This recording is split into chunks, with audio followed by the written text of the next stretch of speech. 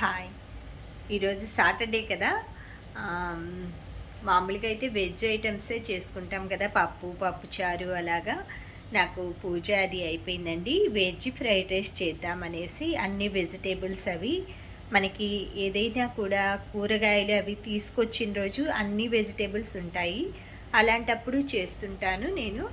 ఇలా కూరగాయలన్నీ అయిపోతుంటాయి కదా, నిండుకుంటుంటాయి కదా, ఆ టైంలో అన్నీ ఇలా బంగాళదుంప, ఆనియన్, ఇలా క్యాప్సికమ్ అన్నీ ఒక్కొక్కటి అలా ఉంటుంటాయి కదా ఫ్రిడ్జ్లో. అవన్నీ కలిపి ఈరోజు వెజ్ ఫ్రైడ్ రైస్ అయితే చేస్తున్నానండి. చాలా బాగుంటుంది రెసిపీ, ఒకసారి టేస్ట్ చేయండి మీరు కూడా. పెద్ద వెడల్పాటి బాండ్లీ పెట్టి ఆయిల్ పోసుకోవాలి. వెజ్ ఫ్రైడ్ రైస్ కానీ ఏదైనా నూడిల్స్ కానీ అలాంటి వాటికి ఇలా వెడల్పు బాండ్లీ పెట్టుకున్నామంటే బాగుంటుంది. కలుపుకోవటానికి కానీ అంతా మెల్ట్ చేసుకోవటానికి ఈజీగా ఉంటుంది. ఆయిల్ ఫ్రై అవుతుంది కదా, ఇప్పుడు మనం హోల్ గరం మసాలా, 2 ఇలాచి, కొంచెం జాపత్రి ఫ్లేవర్ కోసం, కొంచెం లవంగాలు ఒక 4-5, దాల్చిన చెక్క ఒక 2 పీసెస్, కొంచెం అనాస పువ్వు వేసుకుంటున్నాను. తర్వాత షాజీరా, అది మన ఇష్టం అండి, కొంచెం మరాఠీ మొగ్గ షాజీరా వేసుకుంటున్నా. తర్వాత ఆనియన్ వేస్తాను ఫస్ట్. ఎప్పుడైనా సరే వెజ్ ఫ్రైడ్ రైస్కి ఏదైనా సరే కర్రీకి ఆనియన్ ఫస్ట్ వేసామంటే అది కొంచెం టేస్ట్ బాగా బ్రౌన్ కలర్ అయితే టేస్ట్ బాగుంటుందన్నమాట. అందుకనేసి ఆనియన్స్ ఇలా పొడవుగా కట్ చేసుకొని ఇలాంటి చిల్లులుగా తీసుకుంటే మనకు కలుపుకోవటానికి అది బాగుంటుంది. ఇలా ట్రై చేసి చూడండి ఎప్పుడైనా సరే, చాలా బాగుంటుందన్నమాట. దీంట్లో నేను ఏమేమి సాస్లు వేస్తాను, ఇది ఎలా చేస్తాననేది ఒకసారి క్లియర్గా చూపిస్తాను. ఇవన్నీ ఇలా స్పైసెస్ ఇలా వేసుకున్నాం అనుకోండి, వేటికి అవి సపరేట్గా మనం ఏదైనా సరే వంటలు ఉపయోగించుకునేప్పుడు కానీ, లేదా అయిపోయినాయా లేదా చెక్ చేసుకోవటానికి కానీ, సర్దుకోవటానికి కానీ చాలా బాగుంటుంది. వెజ్ రైస్లోకి, వెజిటేబుల్ రైస్లోకి స్విచ్ ఆఫ్ చేసేసి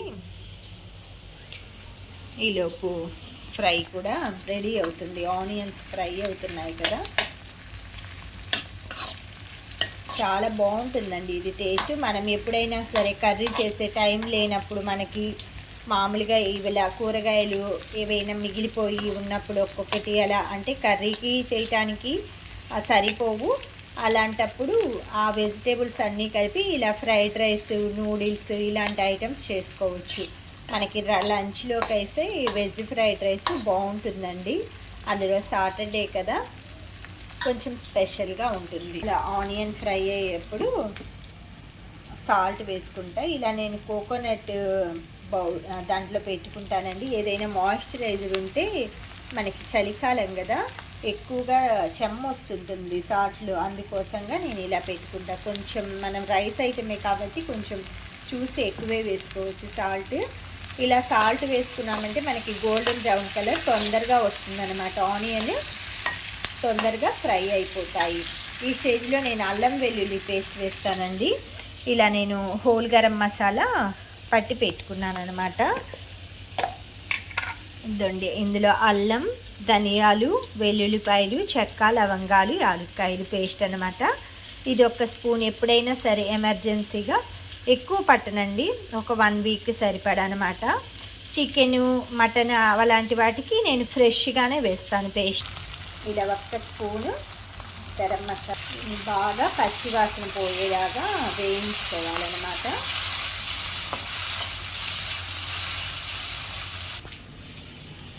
ఫ్రైడ్ రైస్ అయితే రెడీ అవుతుంది. ఈ రెడీ అయ్యేలోపు మనం గార్డెన్లోకి వెళ్ళేసి పుదీనా లీవ్స్ ఉన్నాయన్నమాట. వెజ్ ఫ్రైడ్ రైస్కి పుదీనా లీవ్స్ బాగుంటాయి అన్నమాట. టేస్ట్ కానీ ఏదైనా కూడా చాలా బాగుంటుందన్నమాట. ఇలా కిచెన్లోంచి డైరెక్ట్ వెళ్తే బాల్కనీ వస్తుంది. మీకు ఫ్రంట్ కెమెరా పెట్టి చూపిస్తాను. పుదీనా ఇది చాలా బాగా వచ్చిందండి. పెద్ద పెద్ద లీవ్స్ ఎక్కువ పోయినమాట. ఒక 2 చూసా, పెద్ద పెద్ద లీవ్స్, తులసాకులు ఉంటాయి కదా ఆ సైజులో వచ్చిందనమాట. కానీ ఫ్లేవర్ చాలా బాగుందండి. స్మెల్ అయితే ఎక్సలెంట్గా వస్తుంది. పుదీనా తులసాకుల్లాగే డెలికేట్గా ఉంటుందండి తొందరగా. కానీ తులసాకులు మనకి వాటర్లో మీరు కొమ్మ తుంచి పెట్టుకోండి. ఇలా నేను తుంచి పెట్టాను కదా, ఇలా మనకి కషాయంలో కానీ ఏవైనా మొక్కలు కటింగ్ చేసినప్పుడు కానీ మీకు దొరకనప్పుడు బయట ఎక్కువగా తెచ్చుకున్నప్పుడు ఇలా వాటర్ పోసుకొని ఒక డబ్బాలో ఇలా స్టోర్ చేసుకున్నారంటే చక్కగా మనకి ఒక 10 days దాకైనా తులసి మొక్క ఇలాగే ఉంటుందన్నమాట. నా దగ్గర కొత్తిమీర ఉంది. కొత్తిమీర కూడా ఇలా వేస్ట్ డబ్బాలు అలా ఉంటాయి కదా, ఏవైనా స్వీట్స్ అలా తెచ్చుకున్నాయి వాటిలో వేసుకోవచ్చు. చలికాలం పాడవదు అనమాట. కొంచెం కొత్తిమీర తీసుకుంటున్నాను ఓన్లీ ఫ్లేవర్ కోసం అనమాట. ఇది పుదీనా అనమాట. దీన్ని సన్నగా చాప్ చేసుకుంటా. నేను బాగా ఫ్రై అయిపోయినాయండి. ఇప్పుడు మనం వెజిటేబుల్స్ వేసుకున్నాము. చూడండి ఎంత కలర్ఫుల్గా ఉన్నాయో వెజిటేబుల్స్ అన్నీ వేసుకుంటే. Green, white, red. Green, white, red అంటేనే మనకి త్రివర్ణ పతాకం రంగులు గుర్తొస్తాయి కదండి. మనకి మన జాతీయ పతాకంలో 24 చక్రం ఉంటుంది కదా, అశోక చక్రం. దాంట్లో 24 స్పోక్స్ ఉంటాయన్నమాట, అంటే గీతలు. ఆ చక్రానికి కొన్నిసార్లు జనరల్ నాలెడ్జ్గా కూడా అడుగుతూ ఉంటారు ఈ క్వశ్చన్.